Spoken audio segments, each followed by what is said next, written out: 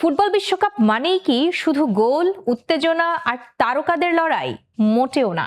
বিশ্বের সবচেয়ে বড় এই ফুটবল আসরের আড়ালে রয়েছে কঠোর নিয়ম কানুনের এক বিশাল জগৎ। মাঠে খেলোয়াড়ের প্রতিটি পদক্ষেপ থাকে রেফারির নজরে। গোলের আনন্দে অতিরিক্ত উচ্ছ্বাস, ইচ্ছাকৃত সময় নষ্ট, ডাইভিং কিংবা দর্শকদের উস্কানি, এসবের জন্য মুহূর্তেই দেখা যেতে পারে হলুদ কার্ড আর রেফারির সঙ্গে অসৌজন্যমূলক আচরণ।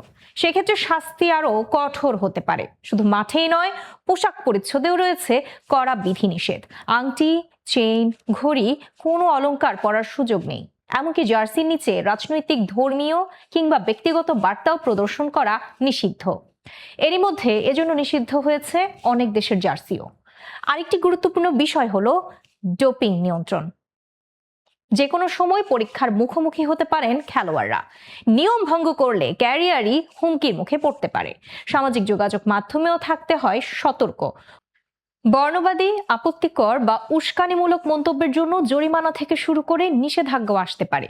দলীয় শৃঙ্খলার অংশ হিসেবে খেলোয়াড়দের চলাফেরা, গণমাধ্যমে উপস্থিতি এবং টিম ক্যাম্পেইনের নিয়মও কঠোরভাবে মানতে হয়। মনে রাখতে হবে, বিশ্বকাপে ট্রফি জয়ের স্বপ্ন পূরণ করতে হলে শুধু ভালো খেললেই হবে না।